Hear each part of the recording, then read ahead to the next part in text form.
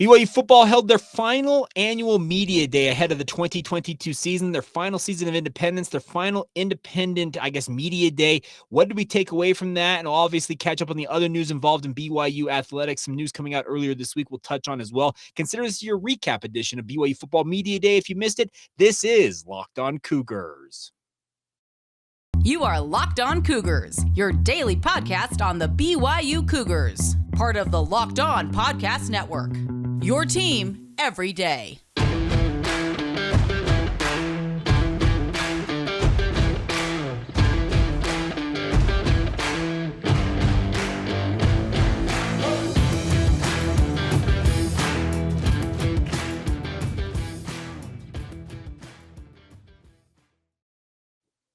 What is up, everybody? I'm Jake Hatch, your host here on Locked On Cougars, your resident BYU insider. Thank you for making us your first listen here on the Locked On Cougars podcast. We are very proud to be part of the Locked On Podcast Network, where, of course, the motto is your team every day. And as such, this is your only daily podcast focused on the BYU Cougars. By way of introduction, for some of you who may be tuning in for the first time or checking back in after a long hiatus, I work for the now KSL Sports Zone in Salt Lake City, part of the KSL Sports team, producing DJ and PK in the morning if you're a local radio listener, sports talk radio listener here in the greater Utah area. And thank you for checking this show out.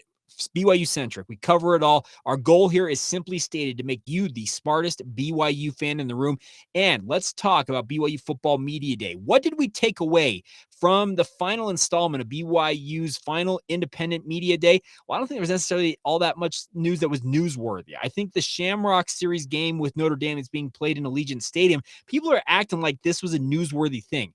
Any of you who are paying attention and maybe watch this podcast or listen to some of the other people out there, when the game was officially being rumored, and this goes back to last fall, and then finally was announced that the BYU and Notre Dame were going to play a game in Allegiant Stadium in Las Vegas, we all knew, didn't we, that Notre Dame controlled the rights to that game. BYU acquiesced and gave the home game up. That Shamrock Series is not a neutral site thing for Notre Dame. It's a home game away from home annually for Notre Dame. They go all over the country. They've gone to San Diego. They go different places in the Northeast.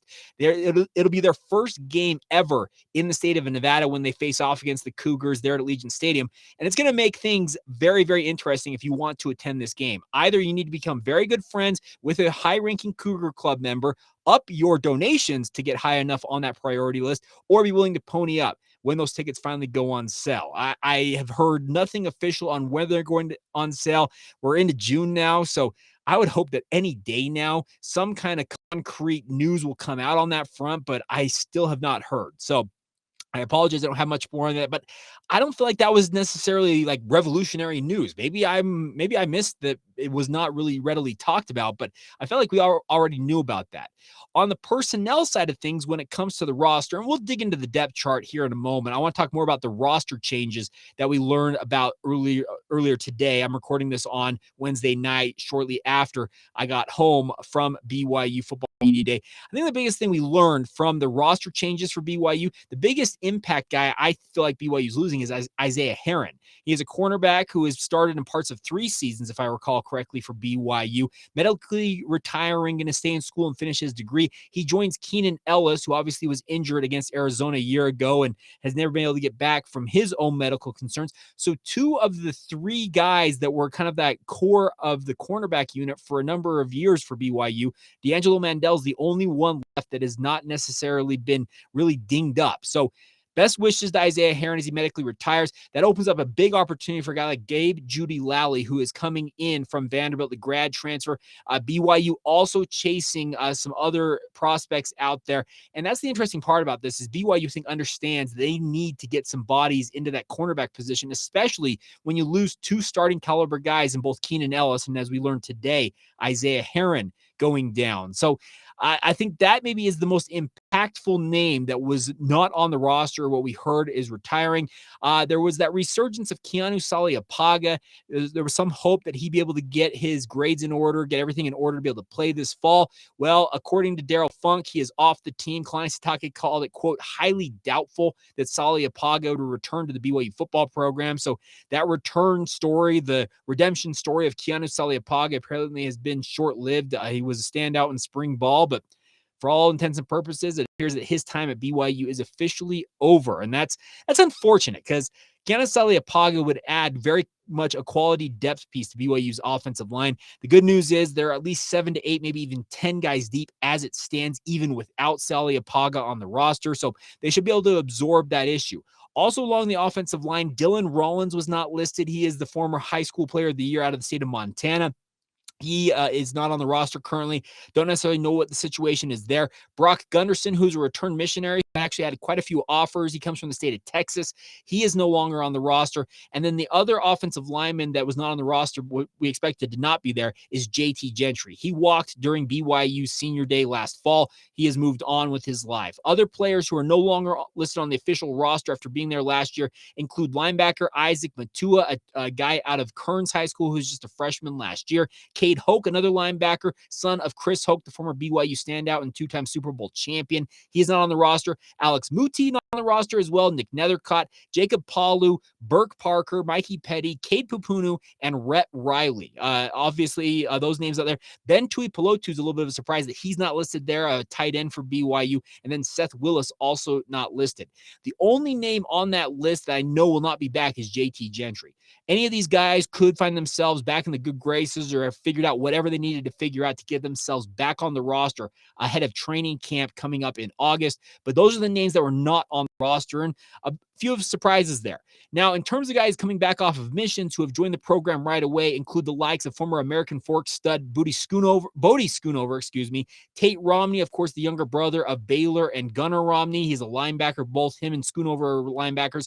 Preston Rex, the younger brother of Isaac Rex, and of course, son of former BYU tight end great Byron Rex. Preston was originally slated to play defensive back for BYU, but they have him listed as a wide receiver at least. So at least he'll start his career on the offensive side of the ball. We'll see how he develops there. He's not as big as his dad or his brother, more of a slight build, but very much a ball player. Kyson Hall, the younger brother of Jaron Hall, joins the roster, a speedster out of Maple Mountain High School in Mapleton, Utah. Guy can really get downfield, going to be a good receiver, I think, down the road for BYU. And then Logan Peely, the brother connection continues here as Keenan Peely, his older brother's on the roster. Obviously, Trajan Peely, a former BYU defensive lineman / linebacker, is their older brother. But Logan Peely, another linebacker, joins the team. Some of the notable names that are not on the roster currently in terms of return missionaries who probably will end up being gray shirts and will join the program next January include running back / linebacker prospect Nukuluve Halu, Ace Kafusi, Isaiah Tupou, Jake Griffin, and Devin Downing, among others.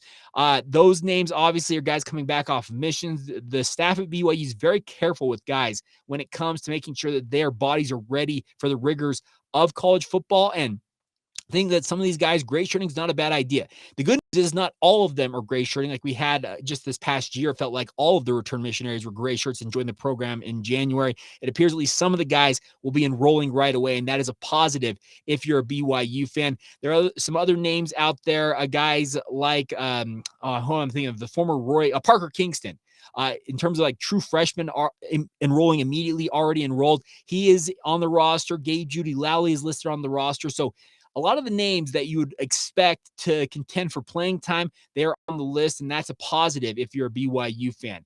Now, the one other thing I want to pass along on the roster side of things in terms of stuff that stood out to me is that you're seeing the defensive line. We heard during spring ball from Kalani Sitake and others that BYU's defensive line, they had really bulked up. Well, if the weights and heights are to be believed, it shows that on the roster. Tyler Batty currently listed at 275 pounds. He had been around 260 pounds on previous rosters. I saw Tyler in person, did not get a chance to speak with him, but he looks noticeably bigger. Caden Haas listed at 320 pounds after being listed around 310 or 315 a year ago. Blake Freeland, the stud left tackle who has all kinds of NFL prospects, he is listed at 310 pounds himself. Josh Larson is up to 300 pounds after being listed at 255 a year ago. So the good news is there's a lot of guys in the trenches who have added muscle mass, and that's a positive. I had a great conversation with one of BYU's offensive linemen, and I asked him, like, hey, here's the thing. How do you guys go about in terms of like your weight gain versus making sure you maintain where you're at, that type of stuff when it comes to the season?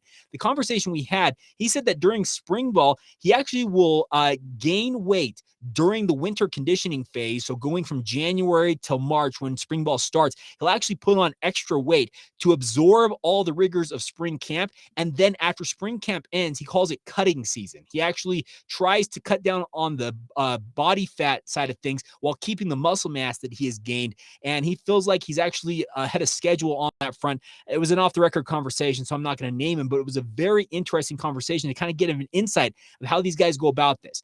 Obviously, every player is different, but it was interesting to hear him talk about it. He actually played spring ball heavier than he will play the season itself at, but he feels like he is moving better.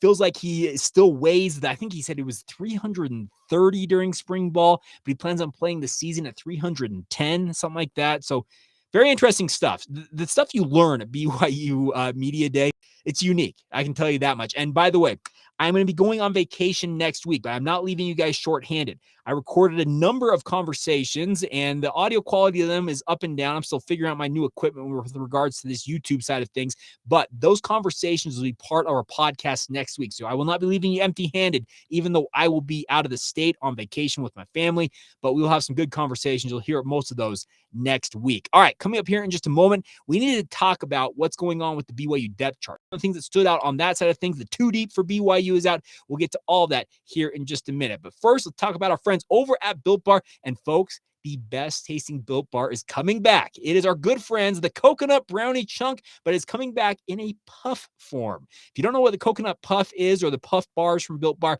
what they are is they are first of its kind marshmallow. It's a protein-infused marshmallow bar covered in 100% chocolate, soft and easy to chew. They're just super light and airy. The best part is that Coconut Brownie Chunk Built Bar is the best tasting Built Bar they have ever made, bar none. I'm a stan for that Built Bar. It is far and away the best Built Bar. If you want to get on this, it is available now for a very limited time. You got to get to built.com right now. Make sure you don't miss out. They're going fast because they absolutely taste amazing. They're made with collagen protein, which your body absorbs more efficiently. It also provides a ton of health benefits along the way. Eat something that tastes good and is good for you guys. The best part about Built Puffs, as we said, is they taste amazing, but you can enjoy them guilt-free because they're actually good for you. They are the perfect treat, perfect when you got a craving, when you need to satisfy your sweet tooth, or if you need a quick, healthy snack, they're an excellent source of protein. Delicious coconut, rich sweet brownie, creamy marshmallow. Stop fantasizing. Get to built.com to order your box or boxes of the Coconut Brownie Chunk Built Puffs right now. Go to built.com. Use that promo code, by the way, LOCKED15 while you're there. That's LOCKED15 for 15% off your order. Enjoy the best tasting protein bars and puffs with our friends at Built Bar. Thank you once again for making Locked On Cougars your first listen of the day.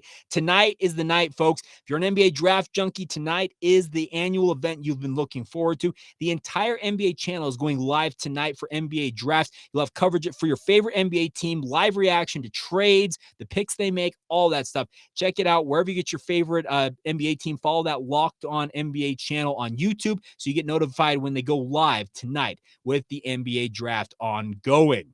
All right, let's talk about the depth chart here for a moment. No surprise that Jaren Hall is QB1. The interesting note was that Jacob Conover is the clearly delineated number 2 quarterback. Cade Fennegan and Soljay Maiava-Peters, who are competing with him in spring ball, both of them were slow due to some issues with their health. Well, Jacob Conover apparently has taken the bull by the horns, and he is the number 2 guy going into camp. Now, their backfield running mate, whether it's Jaren Hall or Jacob Conover, Chris Brooks, Aaron Roderick in the BYU State of the Program media session said that Chris Brooks has, quote, earned it to be the number 1 running back. Lopini Katoa is listed as the number 2 guy, with Jackson McChesney, Miles Davis, and Hinkley Ropati having oars next to their name as the 3rd string back. The good news is for BYU at running back, Lopini Katoa is the most slight of the 5 backs listed, and he's listed at 205 pounds. There's a lot of beef in that backfield for BYU, and that's a positive if you're a BYU fan. Puka Nacua as well as Gunnar Romney are your leading 2 receivers. Aaron Roderick also saying that the number 3 guy right now is Keanu Hill. He is also listed as a starter for BYU. Isaac Rex and Dallin Holker have an or next to their name. I think that's a very smart move with regards to Isaac Rex and his health status. Steve Clark, the tight ends coach, said that the structural issues are not there in his mind. He says that there's no structural issues. It's just more of a pain tolerance and comfortability thing with regards to Isaac Rex. I did not get a chance to ask Isaac himself, so I apologize. I don't have more insight on that, but I'm telling you what Steve Clark told me when I asked him about it. Now, On the offensive line front, real quick, Blake Freeland, Kingsley Suamataia, and Campbell Barrington are all listed as or for the starting left tackle position. You can't tell me that Blake Freeland is not the number one guy there. But opposite that, at right tackle, Harris LaChance, Kingsley Suamataia, and Braden Keim have oars next to name at right tackle. Daryl Funk's playing some games with his guys here, folks. At center, you got Connor Pay or Joe Tukuafu. At right guard, you got Joe Tukuafu and or Campbell Barrington. And then at left guard is the only clearly delineated 1-2 is Clark Barrington, who's an NFL prospect in his own right, with Tyler Little listed as his backup. So a lot of interchangeable parts along that offensive line, but not all that surprising. Now, flipping over to the defense for a moment here, the notable things out there I felt like I saw looking into this depth chart, I'm seeing noticeable weight gain. That's the biggest thing. 288 pounds for Earl Tuioti Mariner. Blake Bengelson, 270 pounds. Tyler Batty, as we mentioned earlier, 275 pounds. Alden Tofa is bulked up to 272 pounds. That's an interesting note there. Logan Peely might listed as a defensive tackle, by the way, the former BYU tight end. They have him listed at 6'4", 270 pounds. Apparently, he decided, you know what? I'm going to eat. I'm going to bulk up. I'm going to play defensive tackle. I think Alem is a great athlete, and hopefully this is the right spot for him. At the linebacker positions, you're seeing a lot of the guys you expect to come back. Ben Bywater is a starter. Chaz Ayu and Max Tooley listed as a co-starter at Flash. Keenan Peely is a starter at Mike backer. Rover backer is Peyton Wilgar. The Cinco position, Matt Udo. A lot of guys who had injuries a year ago, they are atop the depth chart. And I think it kind of shows how many injuries BYU absorbed during the 2021 campaign and should benefit BYU with regards to getting guys back into the program. Now, we mentioned earlier on that you're losing two top-level cornerbacks in both Keenan Ellis and Isaiah Herron. D'Angelo Mandela is still the starter at one cornerback spot. Caleb Hayes, who had a fantastic season with a number of pass breakups, double digits a year ago, he is the starter opposite him. Behind those guys, you've got Caleb Christensen backing up D'Lo, while Gabe Judy Lally is listed as the backup behind Caleb Hayes. And then beyond that, you have 5 freshmen listed as backups on this list. Evan Johnson, Zion Allen, Nate Gillis, Corbin Green, and Chika Ebanoha. Hopefully I'm pronouncing that one correctly.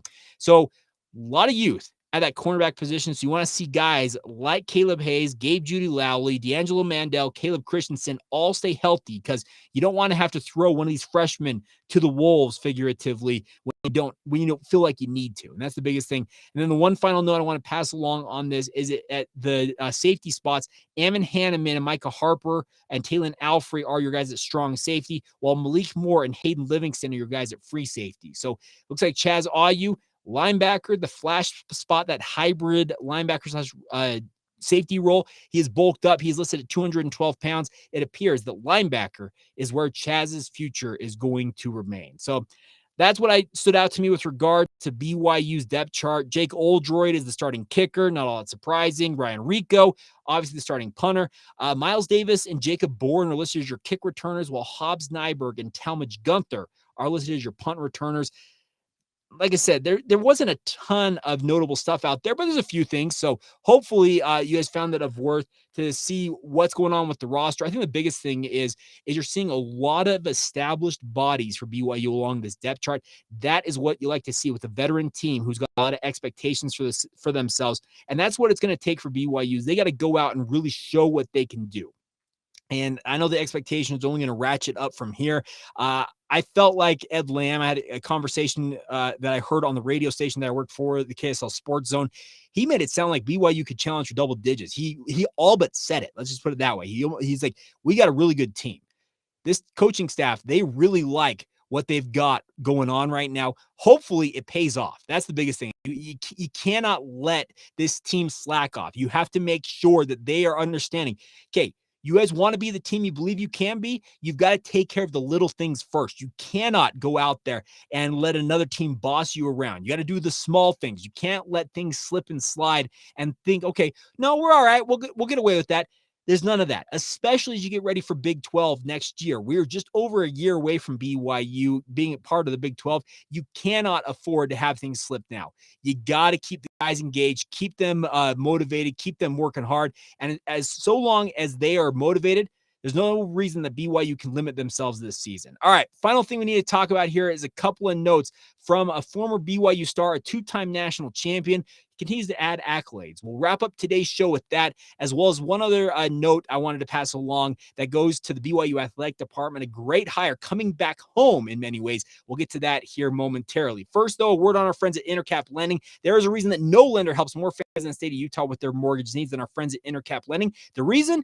Intercap, simply put, gets deals done. They feature a quick and simple process. They close loans on average 2 weeks faster than their competitors. The best part is right now, with interest rates starting to rise and they're jumping by leaps and bounds every time the Fed seems to meet, you can still take advantage and get into the market, restructure your deal, refinance is what I'm trying to say. Take advantage of it now. Call our friends over at Intercap Lending. Steve Carter is our personal loan officer with Intercap Lending. He is dedicated to helping Locked On listeners. He's helped hundreds of them over the 4 or 5 years he's been advertising with the Locked On Podcast Network. He's been with us here on Locked On Cougars for over a year now. A great dude. I promise you will have a fantastic experience with him. The best part is, if you mention that you're a Locked On Cougars listener when you speak with him, you get their corporate rate discount. Yes, they're giving you some extra money back into your pocket. So take advantage of it now. Reach out to Steve with any and all questions you might have. His direct number, 385-800-8528. That is 385-800-8528. You can also email him. That is scarter@intercaplending.com, or reach out to us, lockedonbyu@gmail.com. I'd be happy to link you up, get you on your way. The best part is Intercap Lending is not a fly-by-night organization. They got 44 years of experience behind them. The best part is also that if you live outside the state of Utah, even though they're based here in Utah, they're able to help you in more than 40 states nationwide. Give Steve a call, excuse me. He'll answer any and all questions. Once again, that's 385-800-8528. Make sure you mention you're a Locked On Cougars listener when you reach out. Like I said, it's a great deal that our friends at Intercap Lending have got going for you guys. They're a fantastic company. Check them out. That's Intercap Lending, NMLS number 190465. Intercap Lending is an equal housing lender. All right, before we go on today's show, let's say congratulations just one more time to Conner Mantz. He was named a COSIDA NCAA Division I Men's Track and Field Cross Country 2021-2022 Academic All-American Citation honoree. That came out earlier this week. The annual honor roll is selected by the College Sports Information Directors of America, celebrates the nation's best in student-athlete excellence on the track and in the classroom. Mantz was previously an all-district team on the same team on May 26th, advanced to the All-American ballot. The best part is this is a dude who has won 3 individual conference titles. He has won 2 national titles, if I'm not mistaken. Yeah, Skyview product out of the Logan area. Achieved a 3.76 GPA in mechanical engineering while just being one of the best racers in the entire country. He has since turned pro. He was named an All-American 6 times in his BYU career. He has signed a professional contract with Nike Running and continues to compete with his sights set on being a part of the 2024 Summer Olympic Games over in Paris, France. Really cool stuff. Congratulations to Conner Mantz. Also, congratulations and welcome home to Tyson Hutchins. He was a member of the BYU Athletic Department as a creative director for a number of years before going to Clemson to take over as their associate athletic director for creative services. Well, they brought him back to BYU. He is now the associate athletic director over creative strategy. It's part of a bigger restructuring that I actually want to talk more about on tomorrow's edition of the podcast. A new layer of bureaucracy for BYU athletics as they get ready for the Big 12. But part of that was that Tyson Hutchins is coming home. This is actually a really cool thing. He spent 2 years working as the associate athletic director for creative solutions, was the official title at Clemson. He actually talked about he got personally pitched by Dabo Swinney, the head coach over there at Clemson. He has done a fantastic job. He gets talked about in multiple circles. I've had him talked about in my media circles. Dude is a revolutionary. He's a visionary. And getting Tyson Hutchins to come back home is just a home run hire for BYU athletics. So congratulations and welcome back to Tyson Hutchins. All right, that is going to do it for this. Officially, it'll be a Thursday edition of the show. We'll be back with a Friday edition for you guys. And as I said, next week, going into next week, a lot of great interviews from BYU Football Media Day. You'll hear those as I head out of town for the next week or so, but we will not leave you guys empty-handed. So thank you once again for making us your first listen of the day. Make sure you go check out our friends over at the Locked On Big 12 podcast. They do a fantastic job keeping you up to date on everything going on in the Big 12 Conference. Josh Neighbors has got you covered top to bottom, so check that out. Free and available wherever you get your podcasts, just like this one. Thank you so much for tuning in. Have a great rest of your day. Once again, this has been the Locked On Cougars podcast for June 23rd, 2022. We'll talk to you guys tomorrow.